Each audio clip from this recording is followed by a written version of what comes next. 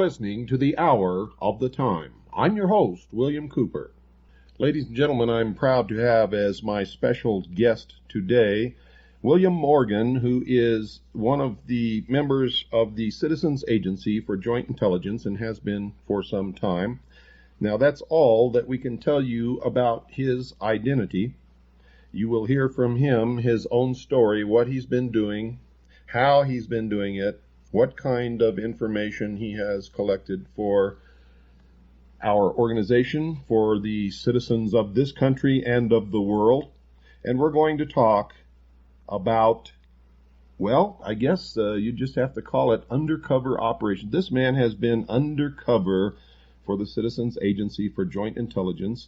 And I remember several episodes of the show before, sometime during the series that we call the Mystery Schools, which we've done, I believe, 19 hours of broadcasting covering that subject. I told you that we had infiltrated the lodge, the Mystery Schools, Mystery Babylon. In fact, we have not only infiltrated it once, but many times in this country and in lodges around the world. So the information that we're giving you on the Mystery Schools is not conjecture. It does not come from a bunch of people sitting around making up information. It comes from the books printed by the Mystery Schools themselves. It comes from our members who are actually in the lodge, and we double check everything that they bring to us. Please welcome to the Hour of the Time, William Morgan.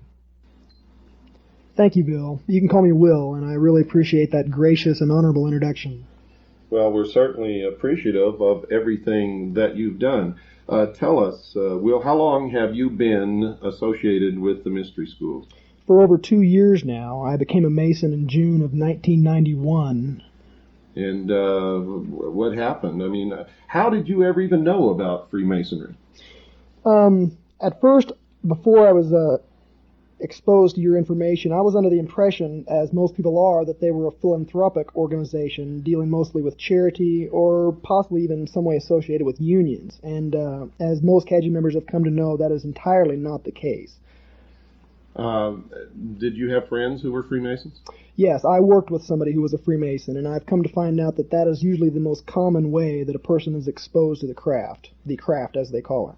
So they call it the craft amongst themselves. This is not something that the public is normally aware. What does the craft mean? What does that term mean? Well, they consider themselves craftsmen because they are building something. And there have been many organizations throughout history with the incredible similarities to the present modern cult of Freemasonry that have called themselves builders, common scenes. They've associated with themselves always with the erection of a structure or the building of something that people just do not understand. We've come to understand that what they are erecting is the New World Order, and they've been working on it for thousands and thousands of years. That's correct. Now, did your friend or friends try to proselytize you or talk you into joining the lodge? No, not at all. I must admit I did go to them, and I was not entirely aware of the nature of their organization or of what was in store for me when I became a member, or a brother, as they call it. Now, if you had not joined CAGI, would you still be sort of in the dark about the true meaning of Freemasonry? Or do the members really learn the truth about the organization during their period of time there? Had I not joined CAGI, I would be as empty-headed and as trusting as sheeple as most of the Freemasons in America and across the world are today. They are not taught what the craft is about. They do not question authority at all. They, as a rule, and from my personal experience and observation, they obey the rules without question and to the letter. Now, a lot of people out there are going to wonder, and I know that Freemasons are going to bring this up, that if you didn't learn what you now believe that you know about the Mystery Schools in the lodge, how do you know that what you've learned while you become a CAGI member, how do you know that that is true? Well, because I can verify for myself. I can get up and check the facts and look again to verify what is going on about the Mystery Schools. But for what the Masons claim to be, they have absolutely no proof or evidence or even works of their own hand to prove that they are actually involved in charity work. Now, when you began to study, you were studying actually from two sources. You were studying the mystery religion in the lodge, actually, and you were studying what you were learning from the Citizens Agency from Joint Intelligence and trying to rectify the two or bring the two together and make it fit. When did you finally decide that what you were learning in the lodge was really a deception? The absolute clincher for me, what absolutely decided for me beyond a shadow of a doubt, and yes, I had my suspicions since I'd very first become a member. You don't take blood oaths kneeling before an altar, swearing yourself to secrecy for all time without without the group that you're becoming a member of being suspect. But you did take these blood oaths. Yes, sir. I took all of them, and there were many. And so by the time you reach the degree level that you are at now, you've taken approximately how many oaths? I don't even recollect. I know that there were over 24 oaths before you can even become a master mason in a Blue Lodge of Freemasonry, which is a bit like primary school for Freemasons. The Blue Lodge is where they are brought in as new members from off the street, and most men who are involved in Masonry for their lifetimes consider the Blue Lodge to be the heart and soul of Masonry, because that is where it all begins and that is where it all grows from. But isn't it true that many Masons never advance beyond the third degree and remain in the Blue Lodge forever? That is absolutely true. Whether or not they do not choose to go forth, or whether they're totally unaware that there is anywhere to go, is up to personally the Mason that's involved. But many of them stay right where they're at and seem to be content with what they have. So these Master Masons who claim that they know everything about Freemasonry and that they've been a Master Mason for 20 years, do they really know anything? They know absolutely nothing. They have been completely deceived from the very first day they entered the lodge. They have been lied to regularly about the nature of the craft, the work of the craft, and the charity of the craft. My own lodge that I'm a member of considers its charity work for the entire last year to be the donation of $100, which is a little more than the dues yearly for 3 members. They gave $100 to a needy family, and through these very, very shallow and superficial acts, they consider themselves to be one of the greatest charity and brotherhood organizations ever to walk the face of the earth.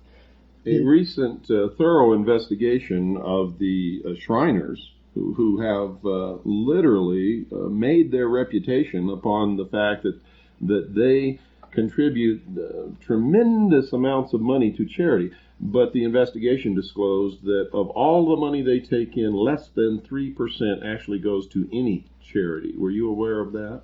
No, actually I was not. I'm not a member of the Shrine, but I have been exposed to some of their numbers. I was hoping that it would at least be a little bit higher than that, because that says bad things about the Masons who are members of the Shrine. And as most people know, the Shrine is probably one of the largest quote-unquote charity organizations that there is. And one of the richest. But most of the money seems to go back into the lodge or to the members or to the retirement funds or to the payment of the lodge officers. And this is something else people don't realize, that the lodge officers are paid, and they have a retirement fund set aside for them. Is that true? Yes, that is true.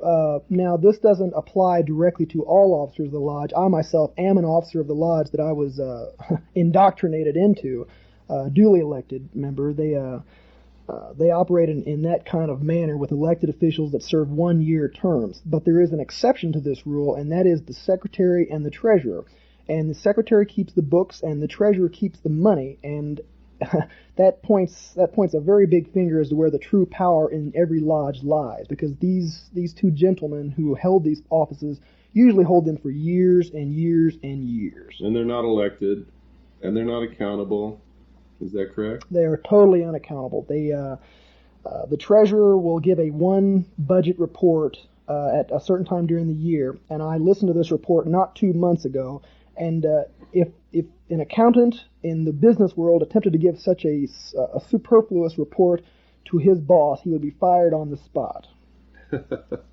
Now, just so our listening audience realizes that you're not just some yahoo who walked in off the street and went through the first degree and are now on a radio program trying to tell them you know something about Freemasonry. What is the level of your status or your degree, or how high have you progressed through the initiatory levels?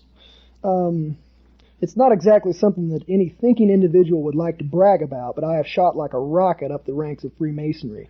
Much like in America, today, the Masons like to keep their members busy. They don't want to give them time to think about what they're doing, and they don't want to give them time to think about where they're going. They do this by ritual. All of Masonry is tied up in ritual, and you must memorize this ritual, and it is very, very extensive. Each office has its own whole slew of ritual to remember. But I worked hard. I've got a good memory. I rose through the ranks, and I'm now a 32nd degree Mason of the Scottish Rite of Freemasonry, Southern Jurisdiction, United States of America. And this is the same branch of Freemasonry that Albert Pike belonged to, that created the Ku Klux Klan, the B'nai B'rith, and the branch off the B'nai B'rith called the ADL, or Anti-Defamation League. Is that correct? Absolutely true. Albert Pike is considered to be a demigod among Freemasons, and actually a source of light all of his own. He took the Scottish Rite of Freemasonry, which did exist for some time before him. He took it after the Civil War and turned it into what it is today. He incorporated much of the pagan symbology into the degrees that are still used and practiced today. His name is revered. I've seen a bigger than life-size bust of complete bronze of Albert Pike that was created for $25,000. Some of that money was mine, by the way. They treat him next to godhood in the Scottish Rite of Freemasonry. Were you aware that Albert Pike was in constant communication and in concert with Giuseppe Mazzini in creating, not only creating, but Albert Pike at one time was the sovereign grand commander of all Freemasonry in the world, and operated in concert with Giuseppe Mazzini in control of what we now know is the world body known as the Illuminati? The name Mazzini is familiar to me, and I have come across its connection to the Illuminati in my research, but no, I was not personally aware, and this comes as no surprise, because with the exception of my own personal research, most of my information comes from the archives of the lodges I have participated and visited, or from Freemasons themselves, and all information is questionable at best. Never once, with the exception of one word, have I heard any reference to the Illuminati, and yet my own research points exactly in their direction for the true source of the Masons' power and the reason for their concealment. But no, I did not know about Mazzini. Do the members of the lodge consider themselves to be illumined? All of them do. Without even knowing the definition of the term, the true definition of the term, they consider themselves illuminated. They go around, they have that secret little smile, and they generally talk, no, not generally, they always talk down about most of the other people in the world, and I've even heard grown men refer to fellow Americans, brothers, as profane, simply because they had not advanced through the ritual of Freemasonry. I remember a friend of mine who was a young man who was not a member of the lodge, but his father was. And he had a friend who belonged to another family who was not a member of the lodge, but owned a small business in town. And his small business was being destroyed by the members of the lodge simply because he was not a Freemason, and the business was going to members or lodge brothers.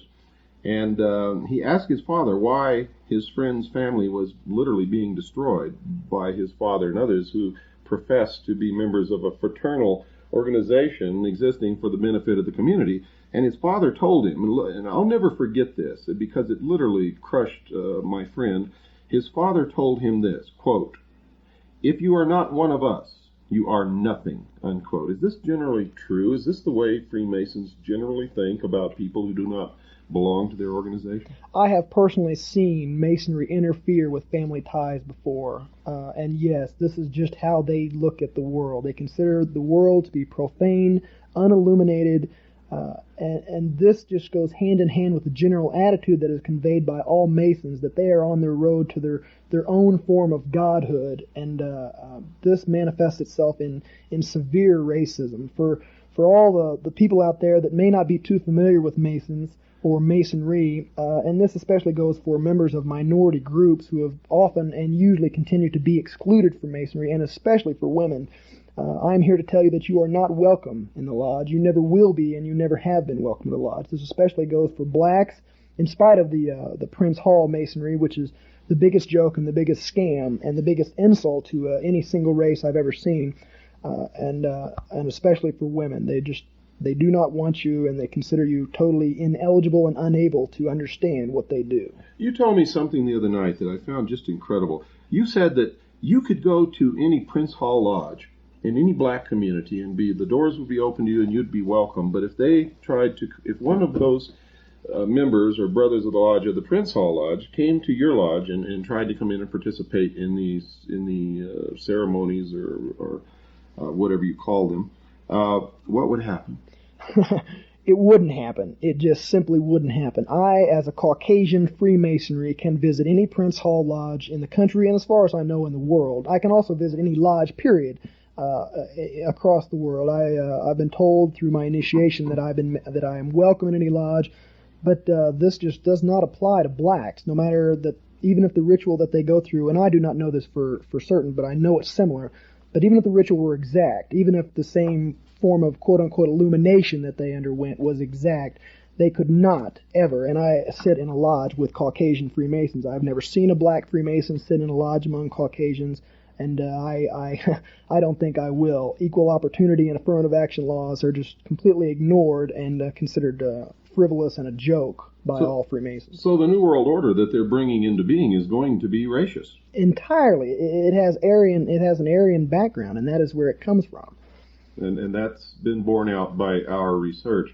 Why then would the black community form their own lodges and support the bringing about of a New World Order that is going to relegate them back into slavery? And I might add, along with the rest of us who don't belong to this religion, and it is a religion, why would they participate in something like that? Well, as you've told me yourself, and most people will understand this, the world loves a mystery, and you can control the masses by dangling a secret like a carrot in front of their nose and promising them the answer to that secret if they just merely do what you say and work for you. This, together with man's own entirely fallible human nature and the selfishness of man and the ego of man, they want to be something. They want to be better than the people around them that they see. And since they have been told straight out that they can never advance to the ranks of Caucasian Freemasons, they have settled for just being better than their own people and excluding other blacks from joining their own lodge. So one of the holes that Freemasonry has over people is that ordinary people, whether they be black, white, Oriental, Hispanic, doesn't matter, they want to be part of the elect. Is that true? Exactly. They want to join the elite. They'd like to look down on their fellow man. Okay. But now, if nobody coerced you, nobody proselytized you, how did you get into the lodge? I went to the door and I knocked on it.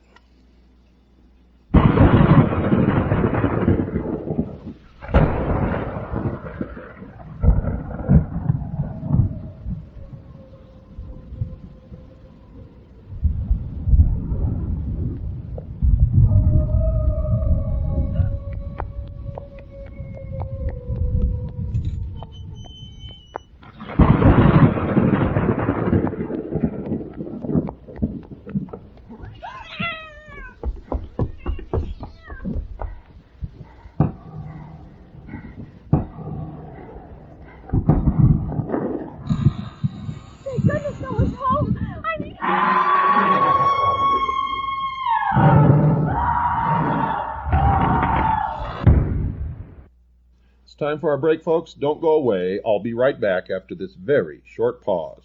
We're back in the studio, folks, with William Morgan, a CAGI member who has infiltrated the lodge. Now, this man is no dummy. You have to understand, within 2 years, he has risen from entered apprentice to 32nd degree Freemason of the Scottish Rite of the Southern Jurisdiction. Now, that's quite a distinction within the lodge, isn't it? Well, yeah, it can be considered as such. It does get a measure of respect from those who never advance past the third degree of Master Mason. And what is the next step? After the 32nd degree, there is publicly known only one more degree of Freemasonry, and that is the 33rd degree.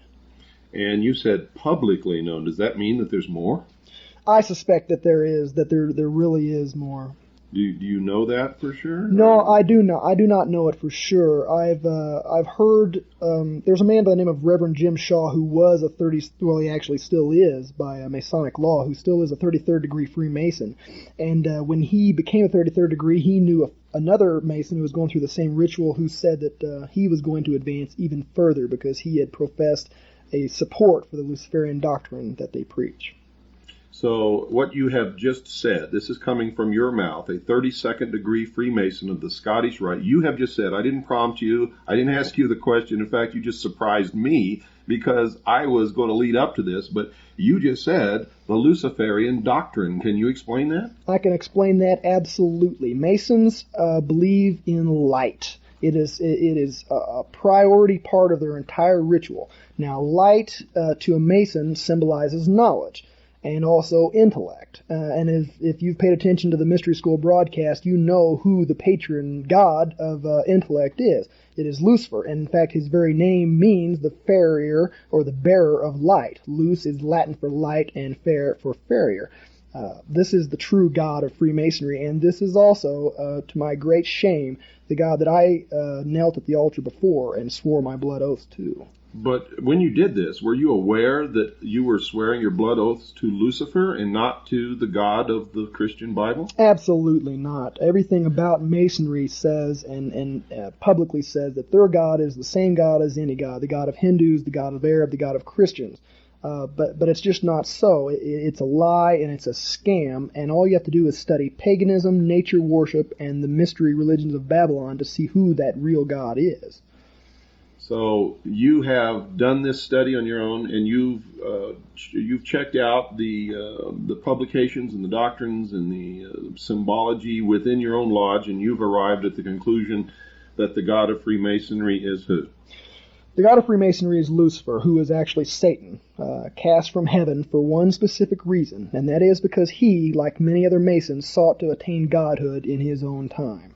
And isn't that really the goal of Freemasonry, is by their works they will become God? Exactly. It is a matter of works. Salvation has nothing to do with it. There is no repentance of sin, and in their minds, mankind was never separated from God, but is able to be an equal to or superior to God. Now, mind you, folks, I sincerely believe in the Constitution of the United States of America. This is not a religious program, irregardless of what you may think you are hearing. And I'm not making judgment on any of this whatsoever. I believe that anyone has the right, under our Constitution, to worship at any altar that they wish to worship at. I do not agree with this Luciferian doctrine. I do not worship at that altar. The only thing that bothers me in the performance of their religion is that they are attempting to control and manipulate the rest of us into a one-world totalitarian socialist government with a one-world religion that we will all have to bow down to, with Lucifer or Satan as the head of that religion, actually incarnated in a human body. They intend to install Lucifer upon the throne of the world. Have you found any credence for this? I found great credence for this, and the best place to go to confirm this is just pick up the book Morals and Dogma by Albert Pike. He himself will state, number one, that Masonry is a religion, and number two, that Lucifer is involved. That is all I needed to confirm my suspicions, and it should be all that is needed to confirm the suspicions of all the other Masons that are out there wandering in darkness, thinking that they are living in illumination. So most Freemasons, do they really believe that Freemasonry is a Christian organization? No, they really don't. They may themselves be Christians, and most in America are. but it is a strict rule and law of the lodge written into their own constitutions that no discussions or debates concerning religion or politics ever be brought into the lodge. They do not want your Christianity broadcast. They do not want it mentioned at all. In fact, I have a personal friend of mine who is a police officer in the lodge of which I'm a member, and when he was asked in whom he put his trust, he said the Lord Jesus Christ. And from that day forward, even though he's a law enforcement officer and vitally important to the New World Order, he has been ostracized, and he has been left out of many of the activities that got me to where I am in the craft today. And I do not think that he will be even allowed to progress any farther because of that. In fact, I think you told me the other night that that was the first time that you had ever heard the name of Jesus Christ mentioned in that lodge ever. And is that true? Absolutely. Or any other lodge, or any Masonic publication, or any writing, or even any words out of another Freemason's mouth. It is just not part of their vocabulary. In fact, I have very firm beliefs that the name itself brings actual pain to their ears. Now, we know that the lodge will welcome anyone who attends any church, synagogue, temple, cathedral, belongs to any religion whatsoever. But we know that Freemasonry is a religion because we've studied it, and we have people like you who are a Freemason at a very high degree and have confirmed it, and their own writing confirms it. Albert Pike has stated it in writing in his book Morals and Dogma, and in others of his writings, I might add. And Manly P. Hall has confirmed that. So if Freemasonry is a religion, yet they accept members, people who go to other churches in the community, in many different religions that have doctrines that don't agree at all. How can they rectify that? I mean, how can you explain this? How can this be? It just is. And any Mason that holds his religious convictions dear and becomes a member of the lodge is in direct conflict with his own beliefs and his own faith. The two cannot go together, have never been able to go together, and I don't think they ever will be. And I'd like to ask I'd just like to tell all of my brothers in the lodges out there, how can you possibly believe that Freemasonry is not a religion? You meet in a Masonic temple, you knelt at a Masonic altar with the Holy Bible, or in other countries a different holy book, the Quran or many other texts. You knelt there and swore your blood oaths in the name of a deity, and quiet respect is demanded in any and all lodges all over the world, just like in any temple. You have been living a lie, and if you don't wake up pretty soon, the New World Order will turn around and eat your lunch for you. Isn't it a fact that they believe they're going to be an integral part of this New World Order, however most of them really will not be? This is the great joke. This is the punchline to the whole affair. They believe and see themselves as the priest and the priesthood of the New World Order. They think that when all things start falling apart, that they are going to be the ones that rise up phoenix-like out of the ashes, bring the world together, and deliver them into the hands of Lucifer. Like I said, they consider themselves builders, and what they're building is the New World Order, and it's being erected like a prison around us even as we speak. And the capstone, and you ought to take a look at the Great Seal of the United States to get a feel for this. The capstone of the New World Order, of the building that they're creating, is actually Lucifer himself. And isn't that the symbol of Lucifer, the all-seeing eye above the pyramid, the symbol of light? It actually began as the symbol of the sun, which was the symbol of the light, which was the symbol for Lucifer, and over the years it evolved into an eye. Christians are told that is the eye of God, but nobody ever bothers to ask which God or who. What's the name of this God? And if a Muslim were to ask in the Middle East, they would say it's the eye of God, and they would think that it was the eye of Allah. And in the Far East, somebody might think it was the eye of Buddha. But this is never explained. In effect, it really began representing the sun. It became the eye. The sun has always been the representation of wisdom or the intellect or knowledge, which is all the Luciferian doctrine. It is the symbol for the light, Lucifer, the fallen angel, the Luciferian philosophy.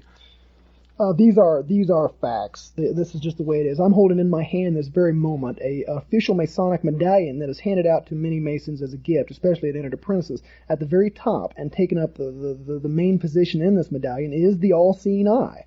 And this eye is, just as Bill Cooper has said, a combination of the eye of quote-unquote God, and I stress that quote-unquote more than any other, and also it is the sun. It is a symbol of sun worship. The eye that I'm seeing, the lashes on the eye on this medallion that I'm holding, are actually the rays of the sun coming down to illuminate the fellow Masons. It is more than just a religion, as Albert Pike has professed. It is the oldest known religion. It is a pagan religion of sun worship. It is nature worship, and it is incredibly dangerous to free-loving people everywhere.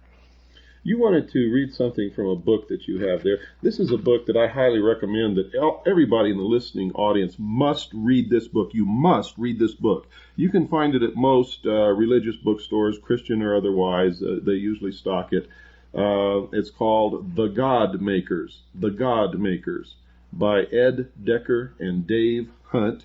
And let me see who the publishers are here. Harvest House Publishers, Eugene, Oregon, 97402. That's Harvest House Publishers, Eugene, Oregon, 97402. Again, the name of the book is The God Makers by Ed Decker and Dave Hunt. This book truly will open your eyes. You wanted to read something from that book. Yes, sir. I was reading this last night, and it just stopped me in my tracks. I'm at page 60 of The God Makers, in the chapter entitled The Mormon Dilemma. And this book is about the Mormons, and once you begin reading it, you'll see through the mystery schools just how close Freemasonry and Mormonism actually is. The subtitle of this part is called The Pagan Connection Again. I'll read it quickly. As C.S. Lewis and a number of other experts have concluded, there are only two religions in the world, Christianity and Hinduism, or paganism. One teaches that we are separated from the one true God by sin, and that God became a man to die for our sins. The other declares that men are not separated from God, but that each person has within himself the power to overcome evil and thus to become God, or at least a God with a small g. Hinduism, or paganism, embraces and absorbs everything except biblical Christianity, which is its only genuine rival. Although it uses Christian language to disguise its paganism, just as many Masonic lodges do, Mormonism is less Christian than it is Hindu. The basic dilemma faced by every Mormon is a direct result of its Hindu roots. In the Bhagavad Gita, Krishna declares that he comes forth to save the righteous and to condemn the sinners. This is exactly the opposite for the biblical Christ, who came to save sinners. The great complaint of paganism and all occult secret societies, of which I am presently a member, is that whereas one must be worthy to join them, Christianity deliberately embraces the unworthy. And to prove my worthiness to join the lodge, I had to go ask them to become a member. At the time that I joined, it was against the Constitution's bylaw, the Constitution of Masonry, I should stress, for any Mason to come to me, a profane, and ask me to join. And in effect, actually, isn't the Mormon Church just another branch of the old mystery religion of Babylon? It can be nothing else. They have 3 degrees. They have ritual that they adhere to. They are sworn to secrecy with blood oaths inside of a temple. They have a structural hierarchy that is in the structure of a pyramid, and all those that are initiated into this temple ritual seek nothing else but to climb the pyramid. The reward, the carrot that is dangled in front of their nose to keep them working hard, is that they will experience and attain godhood for themselves. And many of the rituals that are practiced in the temple are the exact same rituals that are practiced in the Masonic temple. I cannot personally confirm this, but the research that I am involved in at this time supports this, and also the research of experts who are far better and far more along in their work than I am totally supports this claim, and you should verify it for yourself. Absolutely. You know, the warning that we always give on this show, don't believe anything that you hear on this show or any other show or from the president or Dan Rather or anyone until you check it out yourself. One thing that I also want to make clear, that we have nothing against anyone. We have nothing against people who want to worship in the Mormon religion or the Catholic religion or go to a temple and worship Buddha. We believe in the Constitution, but we also believe that everyone should know what they're getting into. We also believe that if these people are involved in subverting the freedoms of others and bringing about a one-world totalitarian socialist government, which we have confirmed that they are, then it is our business and our duty to stop them. Bingo, Bill, and you've hit upon something that is a catch-22 for all Masons. Part of the blood oath says that you can never, and you must swear this on penalty of very painful and bloody death, that you will never, ever release any of the secrets of Masonry to a member of the profane, to somebody out there in the big world. But when you become a Mason, and as I did, I always ask questions wherever I go. I asked some hard questions, and I got nothing. There were no answers forthcoming. They looked me straight in the eye, and they said, I can't tell you. How do you rectify what you're doing on this show with the oaths that you took saying that you can't do this? Well, we've discussed this, and I have had some personal dilemmas that I've had to face. But I genuinely believe that when they do not tell me the whole truth about what I'm getting into, in fact, when they deliberately mislead me and deceive me about what I'm getting into, that must totally invalidate the contract or the oath of which I've sworn.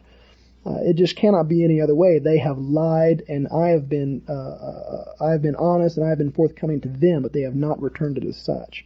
And I found myself in the same position, folks, because when I was in the military, and specifically with the Office of Naval Intelligence, I had to sign security oaths saying that I would never talk about anything that I was involved with. But later, when I began to realize that I was going to have to, I also understood that the only things that I would talk about were those things that the intelligence community, the military, those in the government were doing to destroy the sovereignty of the United States of America, the Constitution, the Bill of Rights, and to bring about really a traitorous new government, the New World Order, and that I was not going to be involved in any traitorous activity, and my first and only loyalty was to the Constitution and the Bill of Rights of the United States, and not to some phony manipulation called a security oath, which many people are trapped under, thinking that they cannot talk about many of the things they participated in that are actually destroying this nation, destroying the Constitution and the Bill of Rights. These people are traitors, and I could not be a traitor, nor will I ever be. What do you feel about this New World Order that's coming? It makes me want to vomit. You're absolutely right. They are traitors. They have turned their backs on their people. They have turned their backs on their country. They have turned their backs on their family. They are living a lie, and it's not going to turn out exactly how they think. They are like the cops, the police officers in America that are deliberately destroying the Constitution and treating their own people as an enemy. They can't be a cop forever. Neither can you be a practicing Mason forever. One day that protection that you cherish so much must end, and when it does, it will turn around and it will gobble you up like it's gobbling up so many other people right now. Well, not only that, but many Americans are waking up. The patriots in this country, the people who really understand and love the Constitution and Bill of Rights, are going to have an awful lot to say about what's happening. And, of course, there are other people like me, like you. We have the largest civilian intelligence gathering organization in the world operating full time, breaking this secrecy down, bringing together the truth. And now we're running out of time for another episode of The Hour of the Time, folks. I want you to remember, we love you, we care about you, or we wouldn't be doing this. Good night.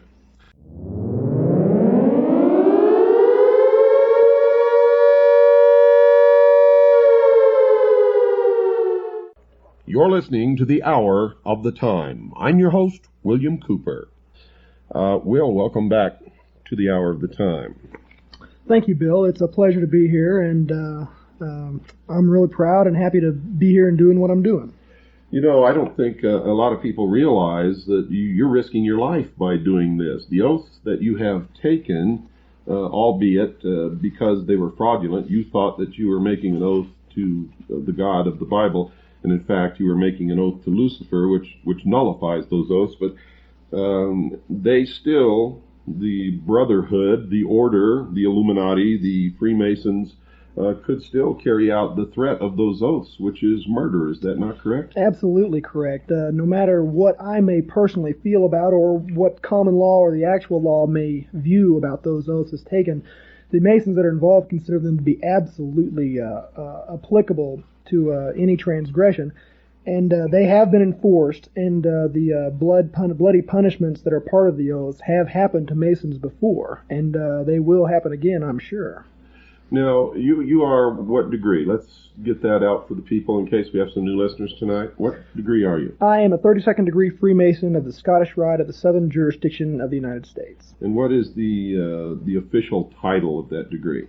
The official title is The Sublime Prince of the Royal Secret, and that is not only the title of the degree, it is also the title of the ritual that the degree is conferred to. And just to show you how important that is, after going through the ritual and getting the degree conferred upon me, I could neither remember anything sublime or even remember what the secret was that they told me.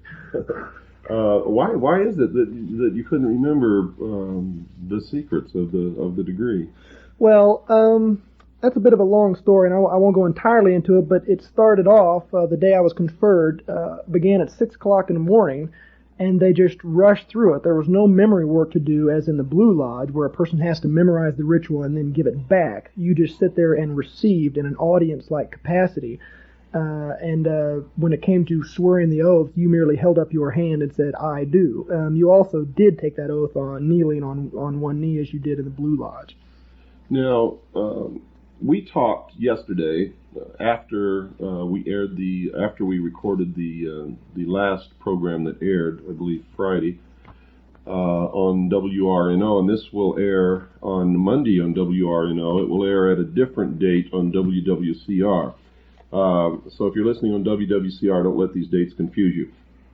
But we talked, and I asked you specifically if there was a part of Freemasonry where you raised your arm to the square, and what was your reply? Yes, there is a part where you raise your arm to the square. The first time I remember doing that action was in the second degree when it was conferred upon me. You raise your right hand as if you were swearing in. Actually, it is exactly the same position as if you're swearing in a court of law. Your left hand is placed flatly upon the Holy Bible or whatever holy text that, depending on the lodge you're in, and your right hand is held at a right angle with the arm extended, and an actual square, like an engineer square, is held around the elbow of the arm. You're swearing in a square within a square, so to speak, as the ritual says.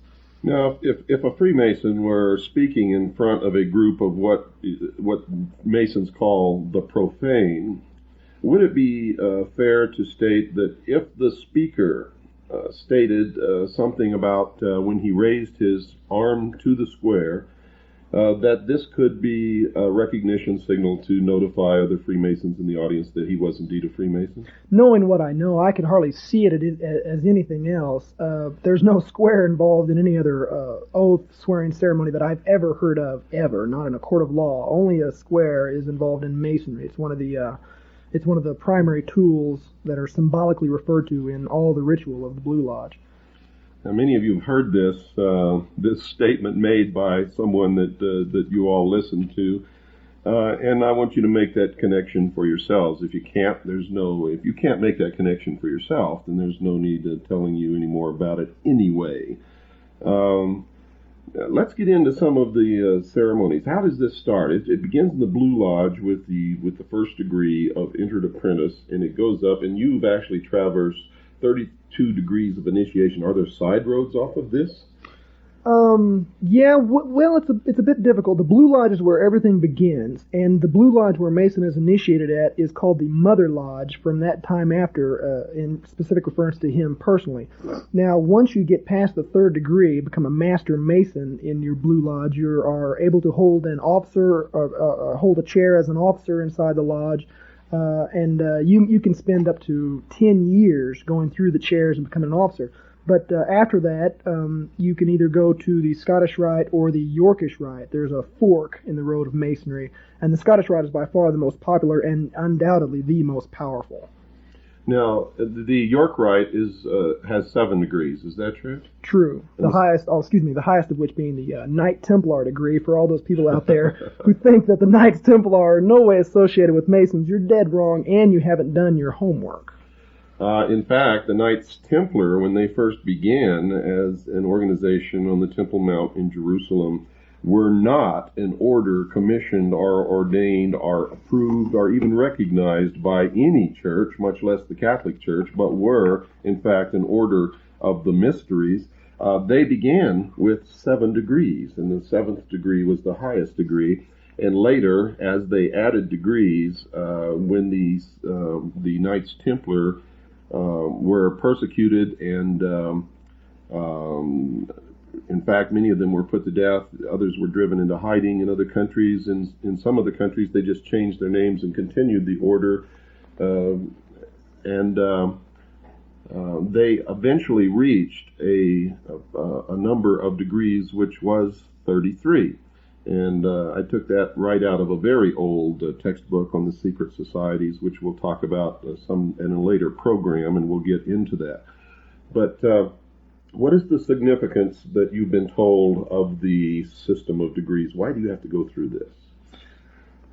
It's considered a road. It's considered a road to quote-unquote illumination. I really believe that it's more of a system of control and self-government. Lodges are pretty unique in America in that they are self-sustaining and self-governing, even with their own bit of enforcement. All lodges have been granted a charter from a Grand Lodge, and every Grand Lodge in this country has been granted a charter from the United States government to operate on its own and enforce its own laws and constitutions. If a police officer or any law enforcement officer walks into a lodge while in session, he not only does he not have arrest power, but that lodge immediately closes. Now, this is something the American people don't know about. Now, if these are lodges, they're in states, they have nothing to do with the federal government. How could they receive a charter from the federal government saying that they're under their own laws? And how could it be the law enforcement officer would not have the authority to arrest or any of his other authorized duties in a Freemasonic lodge? It beats the hell out of me, Bill. It's really a bit of a contradiction in terms. You have a government that has actually gone out and given government-type status to a completely and secret and I think subversive organization right under its own nose. The similar thing can be seen in the Mormon Church and in other secret societies that are not nearly so famous as Freemasonry itself. The government has, by granting this charter, I believe, undermined its own stability as a functioning organization. Well, tell us about this charter again. Tell us again what you said before. I don't want anyone to miss this because it's very important. It shows how a secret government can be formed. It tells that these members of these secret societies literally have diplomatic immunity and can get away with whatever they want to get away with. Not only that, but they have their members sitting in the most powerful posts both within society on local levels and local cities, local counties and state governments, in the higher echelons of the military, and they permeate all the positions of control within the bureaucracy of the federal government. So tell us what this charter is again. Okay, it's a document put out by the federal government, and it can be any government in the world. To my knowledge, every government in the world has granted that has lodges in it has granted a sovereign charter to the Grand Lodges under its jurisdiction.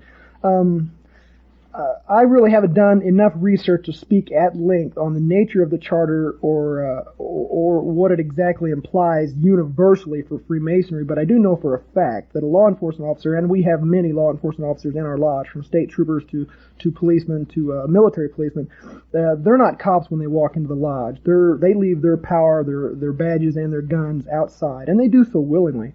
That's a pretty good example, but I think the best example comes from the Knights of Malta. And here's another one for you guys out there that haven't done your homework. I'm reading from the glossary of a book entitled Freemasonry, A Celebration of the Craft, which is put out by the craft itself, and it defines Knights of Malta as a Christian Masonic degree based upon the medieval Knights Hospitallers and emphasizing the Christian virtues. Well, you can leave the Christian out of it if you like, but what's interesting about the Knights of Malta is they actually do have diplomatic immunity as an organization. They can bring goods in and out of this country without going through customs, and they cannot be arrested or they cannot be detained or charged with any crime by any law enforcement officer in the country. They're above sovereign. As far as I know, they're above most government officials that are in the land. That's a fact, and they actually carry diplomatic passports. I know several people personally who are members of the Knights, the Sovereign Order of the Military Knights of Malta, and they carry diplomatic passports and they began as citizens of the United States of America. Now, what happens when a police officer, and most police officers we have discovered, or at least the ones who make law enforcement a career, and most, if not all, judges sitting upon benches in this country are Freemasons. What happens when you're speeding down a highway and you're stopped by a law enforcement officer? What happens when he sees the Masonic emblem on your windshield? Usually what you have is a direct turnaround in attitude. I myself am a young man. I get hassled by cops a little bit. It seems like they always have cop an attitude when they pull me over, but when they see the Masonic square and compasses on my car, and most importantly when I flip out my dues paying card, a card that all dues paying Masons carry, the police officer, well, let me just put it this way. I've never once got a speeding ticket or a traffic ticket or have even been harassed in any way when they have known that I am a Mason. It just has not happened. That is my personal experience. So the justice system in this country doesn't really work, and Freemasons are, in effect, exempt from the laws that the rest of us are supposed to follow. Is that true? Yeah, that could be probably construed as accurate, Bill. Although I disagree, it does work. It just doesn't work the way most people think it works. It works for them and with them and around them, and it works on the rest of you. That's right. Now, what happens when a Freemason goes into court against someone who's not a Freemason and the judge is a Freemason? Okay, well, you have a very subtle interaction that goes on. All Masons are taught secret signs and secret words and secret phrases and this is some of the most, this is what they don't want revealed more than anything else. You can stand in a particular position, you can hold your arms in a particular position, you can speak certain words, the widow's son, traveling man, keywords and phrases that will let this judge know that you are a Mason. And you can almost guarantee that he is a Mason too, or else he wouldn't have been able to lock down a lasting career in the judiciary. That's correct. And that would explain why some people just don't seem to ever get prosecuted for anything, and others who may commit the same crime or a much lesser offense seem to be inordinately punished, given such a heavy burden of punishment, while others who have done the same thing receive either nothing or a pat on the wrist. Well, brothers look out for each other. It's just the way the system works. It's a buddy system. It's a you scratch my back, I scratch yours. As a matter of fact, in the oath that a Mason swears, he swears that he will uphold and defend a fellow Mason in any problem that he may encounter, treason and murder alone excepted, but they left at their election, which means that even if a fellow Mason is a traitor to his country, we know that could never happen. If he's a traitor to his country, his brother Mason has his own choice whether he wants to turn him in or not. He is not obligated to do so, and obeying the laws of Masonry above the laws of the land, he's probably not even going to consider it. So, in other words, one way of infiltrating and controlling our society and our government, both on a local, state, and national level, and the military, is for one of the Freemasons to get into a position where he can then appoint or hire Freemasons below him. When people come to apply for that job, who gets the job? That's self-explanatory. The Mason will get the job every time. Another part of the oath is that you will look out for the interest of your brother Masons in whatever capacity they may be in. In fact, it could probably be construed that not giving the job to a brother Mason would bring serious repercussions if discovered inside the lodge, and may even be a violation of the oath. There you go, folks. All of you who've been telling me that I'm full of crap and that I don't know what I'm talking about and that they haven't infiltrated and appointed their members below them and literally taken over all levels of society, both local, state, and federal, and the military, you just heard it from the lips of a 32nd degree Freemason. That is exactly how they do it, and that is exactly what has been done. You have to understand that since this country was conceived and brought into reality, Freemasons have controlled it. And their goal always, from the beginning, was to bring about a one-world totalitarian socialist government. Our forefathers knew full well the foibles of human nature. And this country was described in their own words as the great experiment. And the experiment, folks, was to find out if we truly could be responsible, could rule ourselves, would not give in to the foibles of human nature and give our country and our individual freedoms and rights away. But they knew when they did it that that's exactly what would happen, because they were probably the best at understanding human nature of anyone that I've ever read. And I've read all of their writings and letters and works and the Federalist Papers and everything else that they've done. And they knew full well that this people would give away what they built. And they knew that if we could be responsible, if we would not be apathetic, if we would not cave in to the desires of socialism, to the weaknesses of human nature, that this would have been the New World Order. We have failed, not them. They gave us every chance, folks. So don't get mad at our forefathers. Would you concur with what I've just said? I couldn't argue with you, and I wouldn't want to start an argument with you, Bill. I have heard higher level Masons refer to the United States in their writings and in person as a Mason nation. It is erected by them. If you look at the signers of the Declaration of Independence, if you look at the forefathers, you'll see who was involved at the very beginning of this thing. And I'm not saying that all our forefathers are bad or evil. They certainly are not. They created the greatest nation ever known to man. But some of them were Illuminati, and there's no denying that. The course that they set us upon was in the end self-defeating for us. Okay, folks, don't go away. We've got to take our break. I'll be right back with William Morgan after this very short pause. Creedence Clearwater Revival. Before you accuse me, you better look at yourself.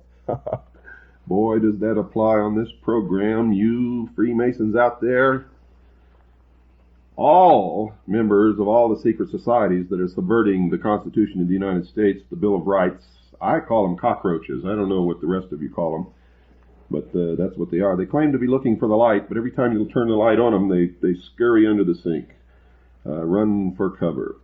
It occurs to me that I need to tell you folks out there something. This young man who's on this program is a member of the Citizens Agency for Joint Intelligence, and there are literally hundreds of brave men and women all over this country and the world who are gathering information, bringing the truth out into the open. We are all working for freedom. It is the largest and most successful civilian intelligence gathering organization in the world. And our goal is freedom, to preserve freedom in this country, the United States, preserve the Constitution and the Bill of Rights, because it's the last bastion, the last wall between us and freedom, and try to institute freedom in all of the rest of the world. That's our only purpose, our only purpose. We are in support of freedom for all peoples everywhere. This young man on this show has risked his life to tell you what he's telling you tonight, and if his identity were ever to be discovered, he could be murdered by the secret societies that he is revealing. He is one of my heroes. Most of the people in Kaji who are helping us to do this, most of them working in intense secret, in dangerous situations. We have people who have infiltrated satanic organizations and are feeding us the information on their rituals and who they are and what they're all about. And the instant that they were to be discovered, they would be murdered. You don't seem to understand that this organization that I built, the Citizens Agency for Joint Intelligence, is vital to the freedom of the United States of America and to the world. The governmental intelligence agencies are in the control of the secret societies and are not working on our behalf and never have been, folks. I hope you understand that.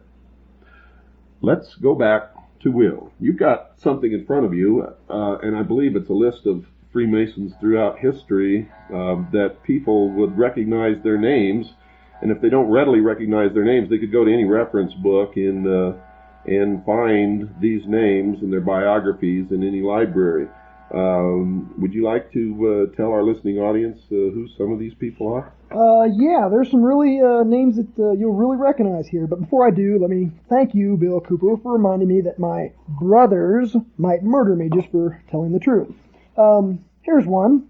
Colonel Buzz Aldrin, Simon Bolivar, Omar Bradley, Edmund Burke, Richard Byrd, Kit Carson, Walter Chrysler, Buffalo Bill Cody, Ty Cobb, Winston Churchill. The list just goes on and on. And Gordon Cooper, Edwin Drake, Jack Dempsey, Cecil B. DeMille. You know, you mentioned Winston Churchill, and one of the things that the listening audience does not know is that not only Winston Churchill was a Freemason, but so was Harry Truman, and so was Mr. Stalin.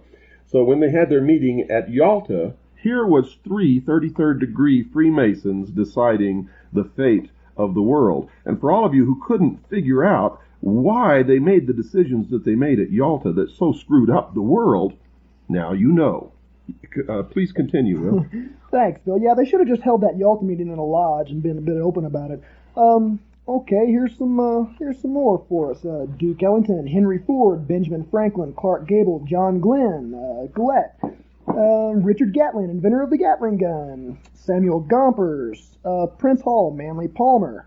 Joseph Guillotine, who invented the guillotine. We'll be seeing more of that later.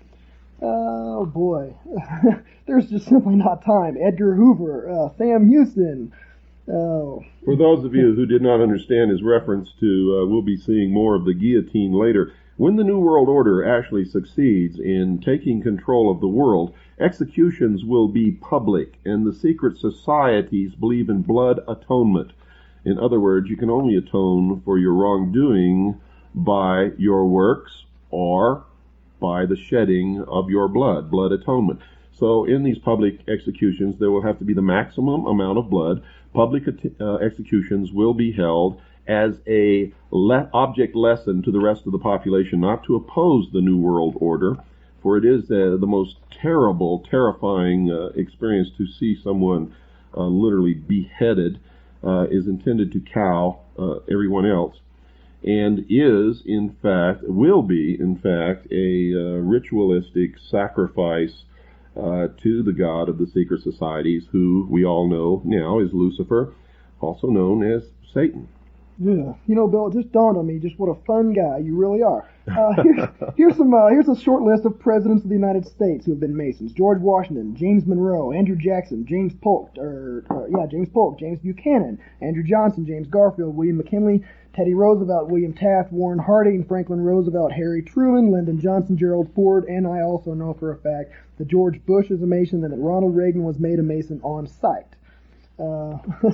Like I said, the list just goes on, and these are not even a partial fraction of a percent of the famous Masons that have existed throughout history. Well, John Wayne was a Freemason, wasn't he? The Duke was a Freemason, absolutely true. And, we're not in any way belittling the accomplishments or the contributions to society of any of these people.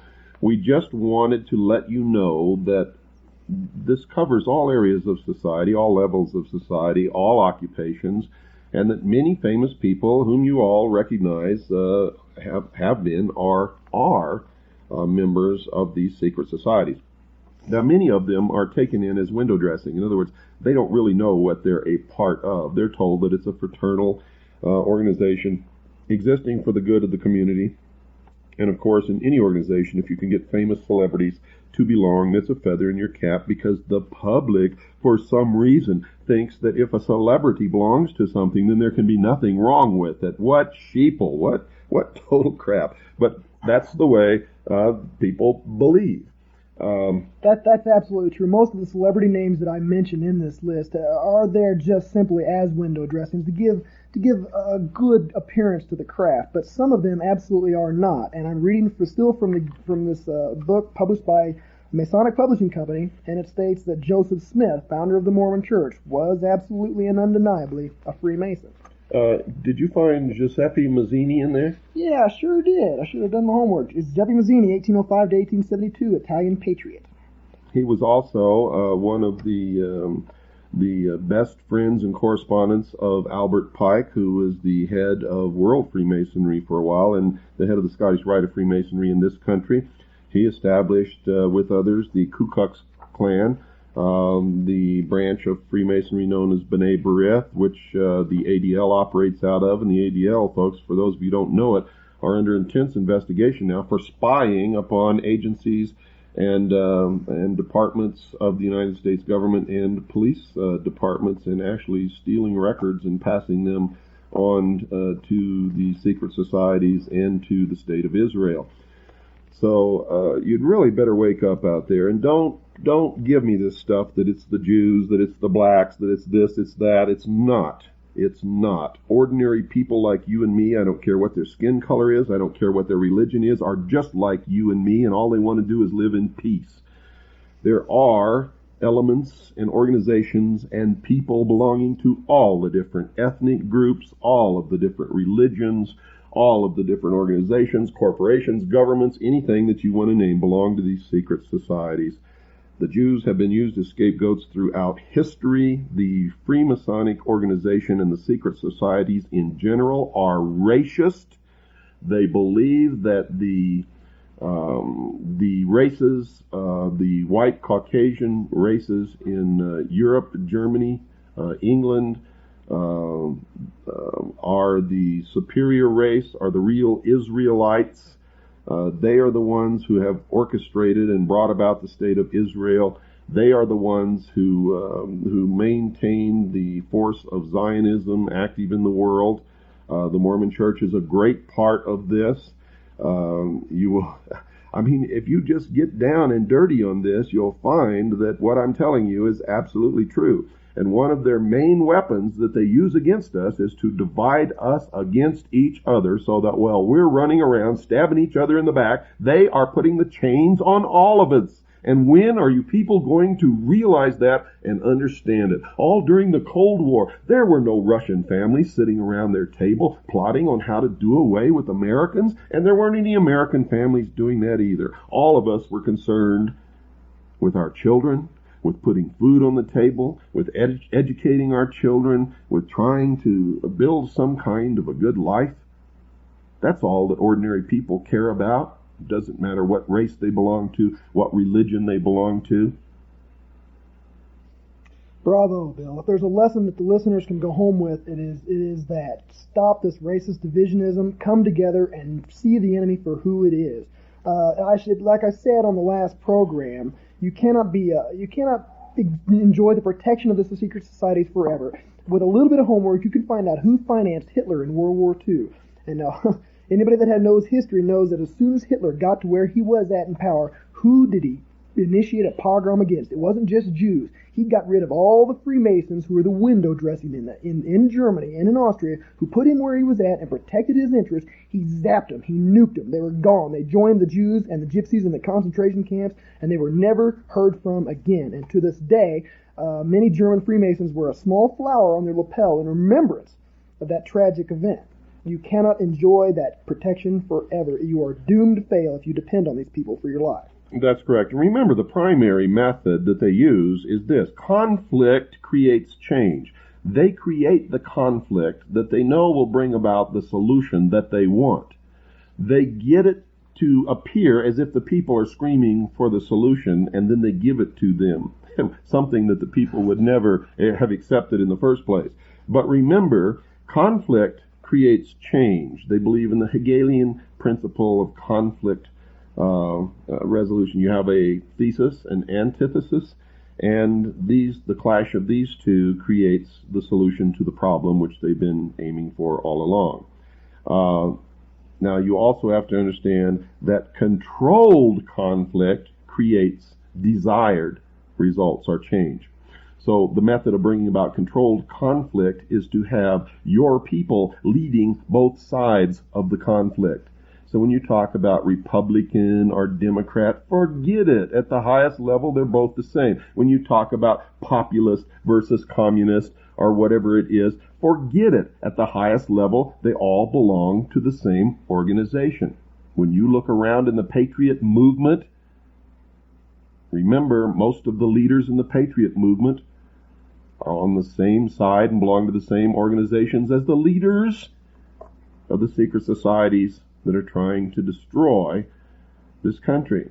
The conflict between the two, which they are trying to create now, will ensure the destruction of the Constitution, the Bill of Rights, and then they will step forward with the answer. 1,000 years of peace under the United Nations, but you're going to have to make concessions to get it.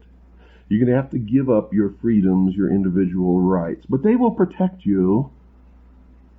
If you buy that, folks, you are indeed a fool. Does this confirm what you've discovered in your quest for the truth? It certainly does. It is history repeating itself with empty promises of nirvana and utopia on earth that has never come true, and you always have to be the one to pay for it. Always.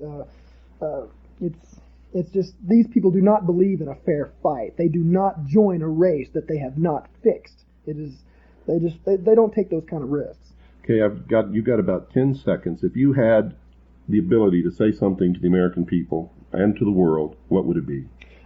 It would be to wake up, folks. Look, you've got an enemy out there. They're coming together, and there's a convention of Southern Baptists that have come against the Freemasons, meeting in Houston in 15, 16, 17 of June of this year. I suggest that you look into that. That's right, folks, and good night. Thank you, Will, for being our special guest and for putting yourself in danger for all of the rest of our freedoms and for freedom of the world. I, for one, appreciate that. You are my hero. Good night.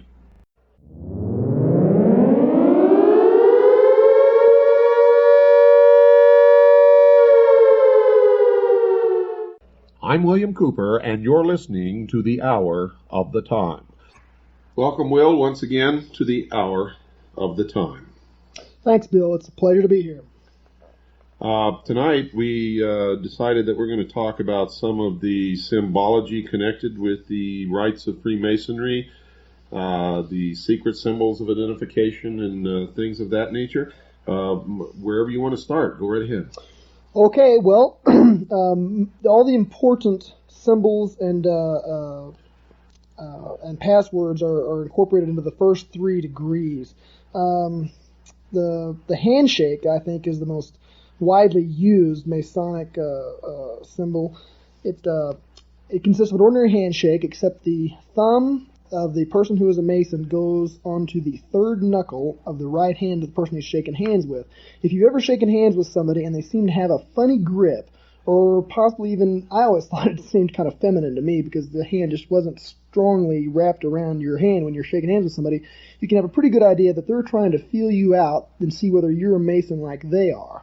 The first 2 degrees, that was the hand grip of the 3rd degree. The first 2 degrees are the same, except first degree the thumb goes on the first knuckle, and the 2nd degree the thumb goes on the 2nd knuckle.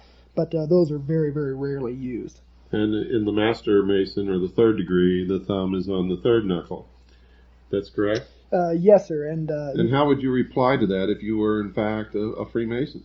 You do the exact same. It becomes a combined grip, and your thumb is on his 3rd knuckle, and his thumb will be on your 3rd knuckle, and you can't miss it if somebody tries to slip you this handshake. So it's not really a true handshake in the sense of the word that most people have learned to shake hands.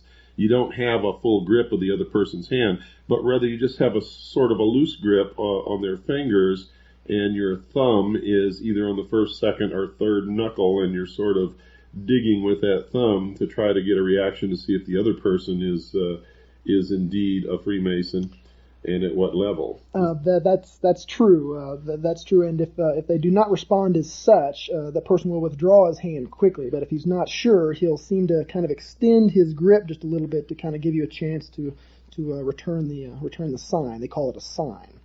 Now, besides the handshake, what other signs or signals are used to identify one Freemason to another? The most subtle one, and the one that you often have to look out for in public places, is how a man stands.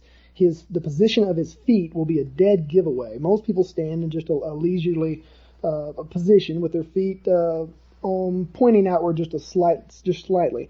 But a Freemason will stand with his feet in an exact square at a right angle, heel to heel. This is the step they call the step of a Master Mason.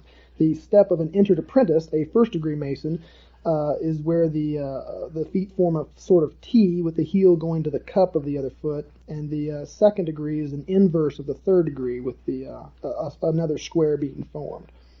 So, if you see someone standing in a room with their 2 heels joined together and their feet forming a perfect right angle or a 90-degree angle, you can pretty much bet that that's such an unnatural stance that is a dead giveaway that person is a Master Mason. Unnatural and uncomfortable, I might add, to anybody who's stood you're forced to stand like this when you become initiated. And also when you return the ritual, you have to do memory work and memorize the ritual and then give it back before you are raised to the sublime degree of a Master Mason. It's a dead giveaway because nobody stands like that naturally. It's just not a comfortable position to stand. And why would someone stand like that? Would they do that in a room full of strangers to let other Freemasons who might be in the room know that it's okay to come and have some kind of a fellowship with them because they're a Freemason? I myself have stood just like that for that very purpose. Because it's just noticeable. It's a way of broadcasting who you are and talking to the rest of the world without the rest of the world being able to interpret what exactly you are saying. In other words, if you're not a Mason, you might look over and say, boy, that guy's kind of a nut. Look at the way he's standing. Whereas a Freemason would say, that's a brother of the craft. I'm going to go and meet this fellow. Absolutely. That's generally the way it works. Most people just aren't aware of all these signs and symbols incorporated into the craft, but a Mason lives and breathes these things. Every time he goes to lodge, he takes on this position. He does the hand signals. He usually gives the handshake to his fellow brothers just to keep in practice. These things are so much a part of Masonry and of Masons that they spot them wherever they go. Okay, so we know the handshake. We know the heel to heel in the right angle.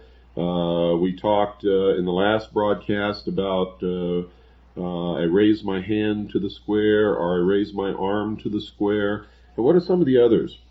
Well, the others are the hand signals, and these are also used in every single lodge meeting. And these are, to Masons, these are what are most easily and most commonly used to communicate between Masons their identity.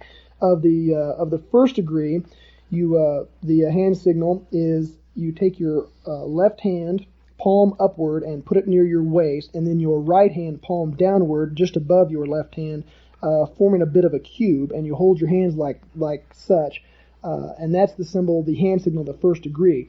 Now, the penal sign, as they call it, is taking the right hand and drawing it in a slashing motion across the neck, and this refers to the penalty of the first degree, which is having your throat slit from ear to ear. Now, if this were truly a benevolent fraternal organization, why in the world would they have an oath and a penal sign to tell other members that they could have their throats slit? And there are many others, depending upon what degree and what oath we're talking about.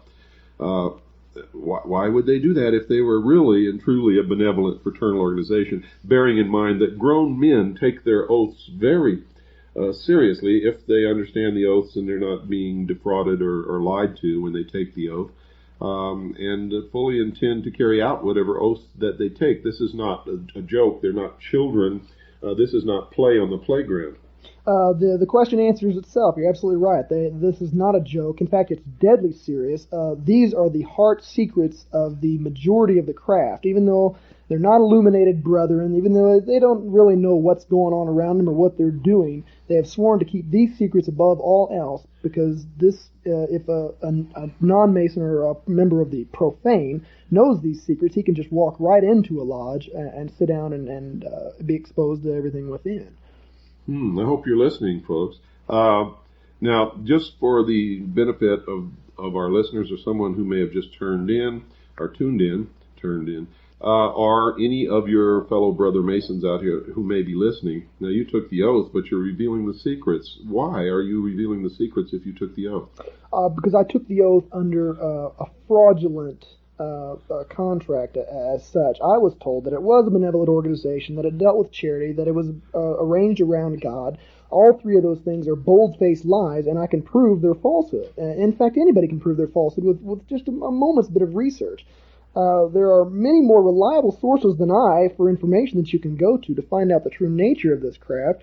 And many religions in the world, including the Baptists and the Mormons, have condemned Freemasonry as being exactly what it purports not to be. It's not benevolent, it's not charity organized, and it's not centered around God. Well, it's funny that you mentioned that the Mormons have condemned Freemasonry when they carry out the exact same rituals that are carried out in Masonic Lodge in their temple ceremonies. And most Mormons are indeed, as was Joseph Smith, members of the Masonic Lodge. Our research shows that the public statements of the Mormon Church are often, and I mean often, contradictory to their true beliefs and what they really practice in their daily lives within the temple. They are, in fact, a secret society, a secret organization that practices the same rites as the Masonic Lodge within their temple and have the same goal, and that is that the practitioners of the religion of the Mormon Church will, in fact, become God. And that is, of course, what the other secret societies, and we're talking right now, the Freemasons, they're really all the same organization. They're working toward becoming God. It is. It's a quest after godhood, and all I can say about the Mormons, and there are many, many similarities to Masons, is that a pagan is a pagan is a pagan. It's nature worship. They believe in the laws of the universe as being what they have to answer to, and if you know these laws, you can manipulate the populace. It's elitism at its very best. Now, let me ask you this for the benefit of our listeners also. Many people write me letters and say, hey, my dad or my uncle or my cousin or my friend is a Freemason, and I've asked them about these things, and they've told me that it's not true, that it's all a lie. Will Freemasons lie to hide the truth? Every single time, if the truth will give away what they don't want to give away. In fact, I've been lied to by brothers in the craft that are allegedly or supposedly teaching me and instructing me in what goes on. If they told the truth, it would scare away their members, and it would end up in universal condemnation of what they're doing. No reasonable and moral person could possibly subject themselves to such bloody oaths and to such total secrecy. Not only that, but the oaths themselves, they're sworn to secrecy. So if you were to ask them to tell you the secrets or the truth about the practices, the rituals, the true religion of the Masonic Lodge, they are sworn not to tell you. So therefore, they would have to lie. And the only reason that you are telling is because you discovered that the oaths that you had taken and the purposes for which you thought the Masonic fraternity was organized, it just is not true at all. So therefore, everything that you participated in under fraudulent conditions. That is exactly true, and as such, I don't consider myself to be bound by those oaths because I was lied to before I entered into those oaths. This is common law. This is the law of many lands. It also makes perfect common sense that both parties have to know what is going on in all terms of the contract before they can be held accountable for their deeds within that contract. That's correct. And the oaths that you took, you thought were for a different purpose and to a different God than the God that you discovered and the purpose that you finally discovered. So folks out there, when you go and ask your relatives or your friends or your cousins or your business associates questions about the lodge, about Freemasonry, about any secret society, no matter what name it is, the Rose and Cross, Knights Templars, the Knights of Malta, the Order of St. John of Jerusalem, any of these people, they cannot and will not tell you the truth because it is forbidden to them. And in fact, if they do, they could find themselves suffering the consequences of the very oaths they took, not to reveal these secrets. Now, what are some of the other signs that we have not discussed? Okay, I covered the first degree. The second degree we've also partially covered. The sign of the second degree is to hold your right arm extended outward with the elbow at a right angle and the hand facing up, palm forward.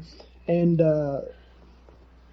the penal sign of that is to draw your right hand across your chest from left to right in a claw-like motion, that refers to the penalty of the second degree, which is to have your breast torn open and your heart and vitals taken thence, and given as to the birds of the air and beasts of the field. That's an exact quote from the ritual, by the way.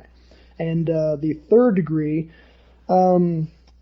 consists of both hands palm down, extended outward at the waist, And then to draw the hand across the waist from left to right, which refers to have your body torn in twain, which is the penalty of the revealing the secrets of the third degree, is to have your body torn in twain and the parts carried north and south. That is, again, a direct quote from the ritual. So the first one is the recognition signal, and the second is what you call the penal sign. Yes, that's true. And are there other signs and signals connected with Freemasonry? There are many others. There is a recognition signal and a penal sign for every single degree in Freemasonry, and I have been through the 32nd degree and have experienced all these recognition signals and penal signs. But all the signs after the third degree are not nearly as important as the first three. And the reason for this is because Masons in general are just not invited to know all the secrets of the order. It is not uncommon to know a Mason, as you've stated before, who never ever advances beyond the third degree. And I should state now that a Mason who is in the third degree, he can be the master of his lodge, the worshipful master, they call it, of his lodge, which is a bit like an elected office, a bit like president that lasts for 1 year. Not all Masons are in the Scottish Rite or the Shrine or the Yorkish Rite, but all Masons do know the signs of the first three degrees and the penal signs. And in fact, most Masons are really only guilty of joining an organization they know nothing about and for giving it protection and favor and helping it along. But they really don't know what it's all about, do they? True. They don't. They're as ignorant as I was. And if they're out there listening, I'd like to say that you can follow the exact same path I have followed. Now that you know the truth about the craft, whether you believe me or not, you should go out and verify for yourself. And once you do verify for yourself, you are no longer bound by those oaths either. They are fraudulent, and they're ridiculous and unreasonable and brutal in many ways. Not only that, but once you do know about it, you are no longer innocent, but you are, if you don't do something about it, or leave the lodge, or do as this young gentleman is doing, help us to relieve ourselves from the yoke of these secret societies who are planning on stripping us of our freedoms and our rights. If you don't, then you are a fellow conspirator and are just as guilty as those who have always known. And you better understand that, because I'm telling you right now, patriots in this country are getting fed up. And the purpose of this show is to prevent bloodshed. We want to wake people up and do something about this while we can, legally and lawfully, because folks, there will come a day when people will not take it anymore, and they will take weapons in hand. Unfortunately, we can see it coming. Anybody with half a brain can look around and talk to people and see that day is going to come, because nothing's getting better, it's only getting worse. And we don't want that to happen. That's why we're doing this. That's why I've dedicated my life, and that's why I've suffered so much in my life to try to wake people up, is to prevent that kind of thing. And they are dead set upon seeing their dream come true, aren't they, Will? They have dedicated their lives, their labors, and indeed their entire faith to this. And you have not exaggerated or overrated the problem at all. This is dangerous, people. These men mean business. The Scottish Rite themselves have taken a public stance totally in support of public education by the government. Now, all you need to do is look at how screwed up your schools are, and then turn around and look how screwed up your kids are, and you've got a big, rich organization out there with incredible political power and widespread influence that is supporting this current failed system. This is just one isolated example. If you are not part of the solution, and you have even been just a teeny bit exposed to the truth, then you are part of the problem. That's correct. And we know that public education, conducted and supervised and organized and funded by the government, is one of the planks of the Communist Manifesto, written by Karl Marx and Frederick Engels. Now, why would Americans ever support such a thing? The strength of our educational system before it began to self-destruct was that it was always handled, funded, and governed and maintained and approved and everything else on a local level. In other words, the school system in my town might be different from the school system in someone else's town 100 miles away, but it would be controlled, governed, decided, textbooks would be chosen, everything on a local level. our schools did not begin to self-destruct until the state got into the school system, and then the federal government began to poke into it, and specifically when teachers' colleges funded by the Carnegie, the Ford, and the Rockefeller Institutes began to change what they taught teachers to teach children. And when that happened, when it became an organized, funded, dictated to type thing, then it began to fall apart. And the less control on the local level, the less our children are educated. You've hit the nail right on the head. As you've stated in your own book, Behold a Pale Horse, the true enemy is not communism, but Illuminism. When the Berlin Wall fell and the Eastern Europe was opened up, it wasn't all the American companies that beat up path to their door to go open up these markets and make money. There were two groups, and they were both religious in nature. One were the evangelists who went over there to try to spread the word of their religion, and the other were Freemasons who stepped in just the very moment that the communists stepped out. Already lodges have been consecrated in St. Petersburg and Moscow and in several other major cities, and they're just popping up all over. You've got people, very old men, who actually remember when the lodges were around before Stalin wiped them out, and they're bringing them back to replace the communist masters that they just got rid of. And the only reason that Stalin did away with the lodges in the Soviet Union was because Stalin was a 33rd degree Freemason. He knew how he had risen to power. He knew what the organization was, and he didn't want them turning against him, so he got rid of them. Absolutely. They're subversives. They got him, just like Hitler, they got him to where he wanted to be, and he's not going to let anybody put him out of place with the same tools that he rose to power with. Okay, well, we're making a lot of progress here. If you were to walk into a room and see two grown men hugging, what would you look for as identifying traits that would tell you that these two men hugging were Freemasons?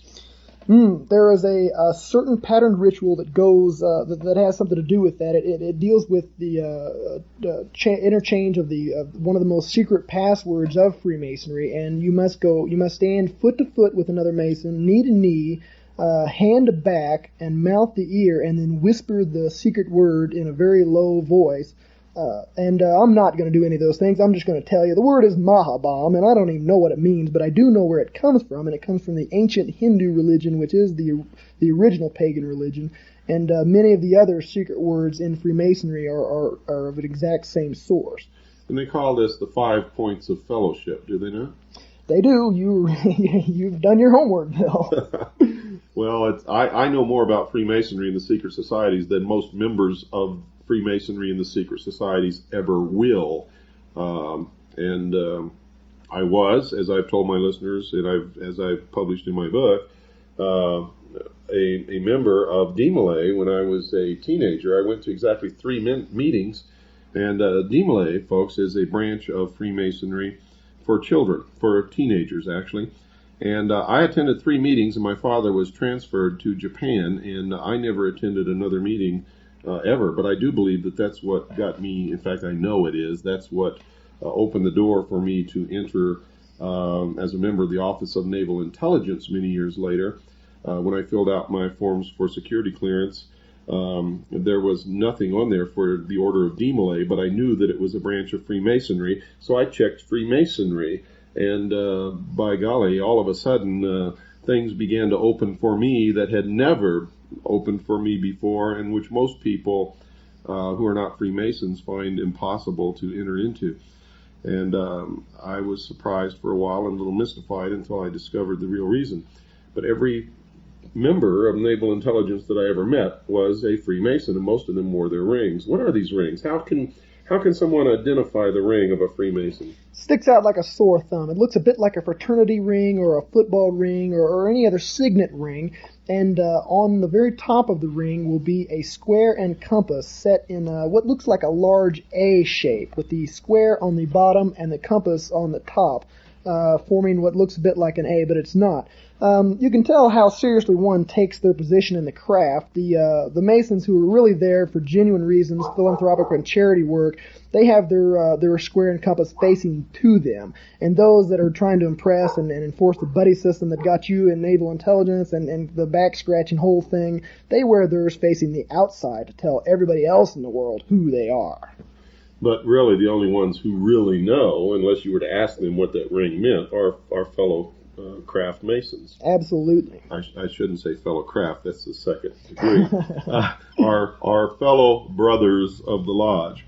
Okay, folks, we've got to take our break. Don't go away. We'll be right back after this very short pause. Welcome back to the Hour of the Time. Will, you've got something there you want to say, I think.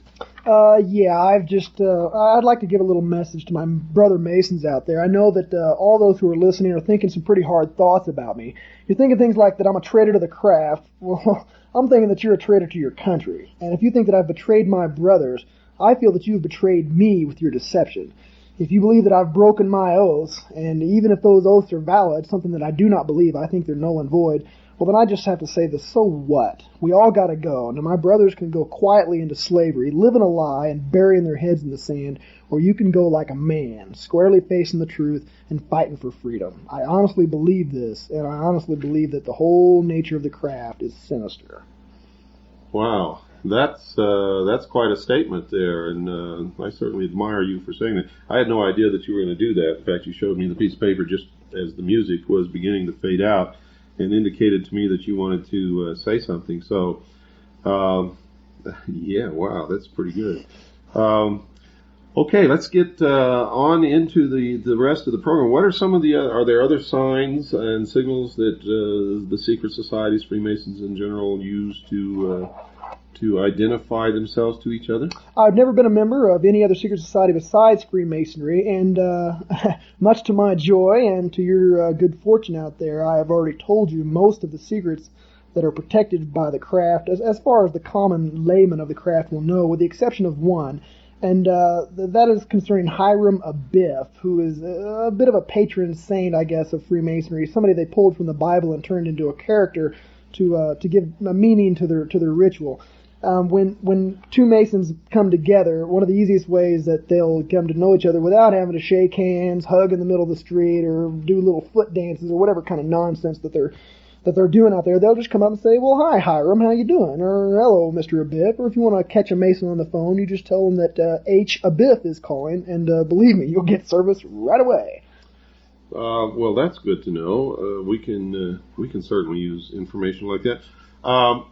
But we know that some of the symbols and signals and signs used in the Masonic order were also used by the Knights Templars and others. So this didn't come strictly from this one society, but literally they are all one. What are some of the vocal signals, the speech, what words, besides Hiram Abiff, what else would you say to someone to solicit whether or not they were in fact Freemasons? One of them that I've also come across, and I've seen this in writing, and it was a bit of a mystery to me until I sought some advice about it. They'll ask each other if they're a traveling man, and what they mean by, and this comes directly from the old Templar ritual, and it stands as a positive factual link of the continuity between ancient secret societies and modern Freemasonry, is they'll ask if they're a traveling man. And the meaning behind that is one traveling from west to east, east being the source of knowledge.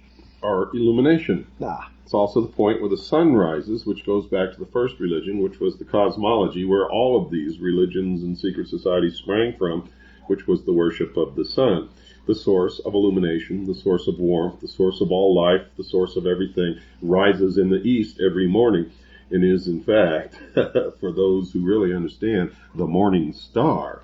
Is that not correct? Absolutely, and that gives a great illumination, if I may say so, as to why the worshipful master sits in the east of the lodge, and also why during the ritual, when a young a young unknowing Freemason like myself is brought in and has a degree conferred upon him. He circumnavigates it as he walks around in a circle from all the points of the lodge, going from the worship master in the east to the junior warden in the south to the senior warden in the west, and then back to the master in the east. He is traveling as the earth travels around the sun in a circle of worship, and it might even be a direct reference to Solomon's circle. And if you've told me yourself, Bill, about the traveling man, that too has been used by communists, hasn't it? Yes, in fact, anyone who knows anything about the Internationale, or the secret society known as the International, the Internationale, the Communist Party, the International Socialists, Socialism, if you studied them, the same passwords are used by them. All of these organizations are one. Socialism stems from the mystery schools. That's where it comes from. You'll find that most of the mystery schools preach the tenets of the Communist Manifesto, written by Karl Marx and Friedrich Engels, whom, by the way, just wrote it. They were the hacks who fronted for it. They did not make it up. It came out of ancient documents and an ancient philosophy. And the password is the same. Are you a traveling man? And that's how communists identified themselves to each other from cell to cell and country to country, and kept their business secret. And I got that straight out of the files of the Federal Bureau of Investigation in their investigations of the International, the Communist Party, International Socialism. They're all the same. Freemasonry, the Knights of Malta, the Rosencross, they're all the same organization, folks. And remember, one of their tenets is, and in fact, Adam Weishaupt said this, the strength of our order lies in its concealment and in its many different names, appearing under many different names and many different occupations, sometimes even appearing to oppose ourselves. But at the highest levels, they're all the same, because they use the system to coerce the people to go along what they want. If they want to change something in a certain direction, they'll look at the population, the society, the problems that exist, and they will intentionally foment a problem in order to get the people to cry for an answer to that problem, which will be the direction that they want to take that society into. They will create two opposing groups. At the top of these two opposing groups will be their people, so that it's a controlled conflict, bringing about a controlled resolution or a desired end. You guys better wake up to this. I'm telling you, you better wake up to it. You better pay attention to what you're hearing here. You better realize that this young man sitting next to me is a hero. He's risking his life to bring you this information, as are many other people operating out of the public eye. You may never, ever in your life know who they are. They're working to save your freedoms for you. And sometimes I have to sit back and watch it. Why are we all doing this? Why am I doing this? Why is he doing this? Why are all these people doing this when most of you out there sit back and do nothing? I have people write me letters and say, I don't want to be in your mailing list because somebody might get your mailing list and they might know who I am. I've had other people write and say, what is that symbol that's over your name when you sign your name on your documents? That's the sign of something evil, and I don't want to be a part of your organization. That's fine with me, folks. To tell you what that is, for those of you who are interested, that's a chop. It was given to me as a gift by the head of the accounting department of the last college where I was the executive director. She was Chinese, went home to Hong Kong for Christmas, and brought that back for me. That's the way the Chinese people sign their name. It literally means the director, the boss. And I've used it ever since because I like it, and I liked her, and it was a gift. And it personalizes my signature. It means nothing more or less than that. But you are right in asking, but you are wrong in assuming and making assumptions. You're also wrong in hiding. I want you to read my lips. New World Order. There's no place where you can go and hide unless you can get off this planet. And forget about aliens bringing all this stuff about. The only people you have to fear are humans. And being afraid is not going to solve our problems, because fear itself is a weapon that they use against us. So, I mean, why, if the majority of people are sheeple and aren't going to help save their own butts, why should you be doing this to save them, Will? Why are you doing this? I have a very, very easy answer for your question, and you already know the answer. It's obvious that you're doing this for the sake of your audience. Whenever you look at your daughter, I look at my family, whenever I slap my dog upside the head, that's why I'm doing it, because I love people in this world, and I love my people, and my people are not going to be safe until I can make this world safe. I see them in direct danger. And I'd like to say, Bill, you have a wonderful way of cutting right to the heart of many matters. You're right about the continuity of the secret societies. They are all one. And I'm here to tell you, he did not just flip through a few books and see a couple of things and say, okay, they're all one, they're all evil. It's not that easy, folks. We have to read and research and research and research and investigate every single corner of this. And believe me, if it looks like a snake, and it slithers like a snake, and it hisses like a snake, well hell, go ahead and step on its head, because it's a snake. Well, it is a snake. If we go right, the philosophy of all of these secret societies is that man was held prisoner in the Garden of Eden by an unjust, vindictive God. That he was denied his own chance to become a god. And that Lucifer, through his agent Satan, set man free with the gift of intellect, the gift of knowledge. And with that knowledge, man himself can become God. Remember, the promise that Satan made to Eve was that God was lying to them. That if they did indeed eat of the fruit of the tree of knowledge, they would become gods. Don't ever forget that. Those who say they are God, those who say they are going to become God, the members of the secret societies, the Mormon Church, others who profess this belief, are practicing the Luciferian philosophy. They have deserted the real true God, and they are following the fallen angel of light, Lucifer, Satan, who is not a god at all. They have all been deceived. If you are one of them, remember, we don't hate you. We are not trying to hurt you. If you want to continue to practice your religion, that is okay with me and any true person who is an American and who believes in the Constitution. It is only when you practice your religion with the aim of taking away my freedoms and forcing me to practice your religion under a New World totalitarian socialist government which you intend to bring about, that it becomes not only my business, but my duty to stop you. Understand that. And I want to read to you from a book here so that you'll understand where I'm getting to. And I want you to listen very closely to the closing music at the end of our program tonight. This is taken from the Secret Societies of All Ages and Countries. It's in 2 volumes. The author is Hecate Thorne. This particular set of 2 volumes was published, I believe, in 1965 by University Books Incorporated. The Library of Congress number is 65-22572. So I urge you to get this set of books, because these books were written back when it was still easy to get a lot of information on the existing secret societies, much easier than it is today. I want to read to you from page 14 of volume 2 under Secret Societies, Freemasonry, Rites and Customs, paragraph 391, entitled Masonic Customs. Some Masonic peculiarities may conveniently be mentioned here.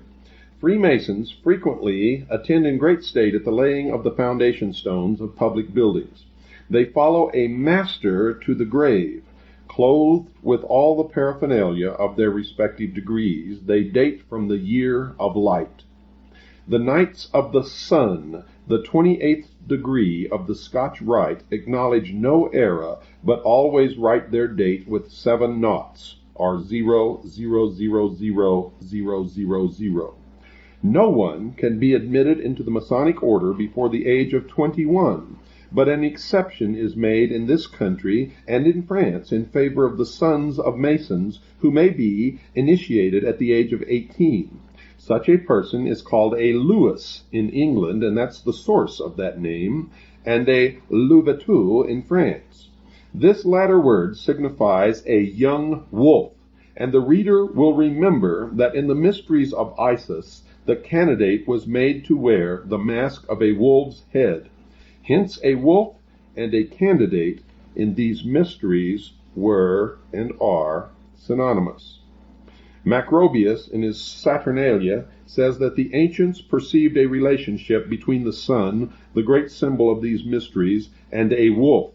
For as the flocks of sheep and cattle disperse at the sight of the wolf, so the flocks of stars disappear at the approach of the sun's light. We have seen in the account of the French workmen's unions that the sons of Solomon still call themselves wolves.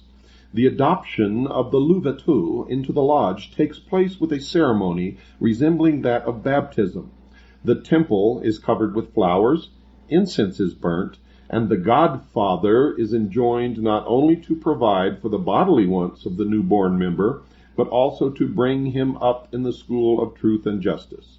The child receives a new name, generally that of a virtue such as veracity, devotion, beneficence, and the godfather pronounces for him the oath of apprentice, in which degree he is received into the order, which in case he should become an orphan, supports and establishes him in life.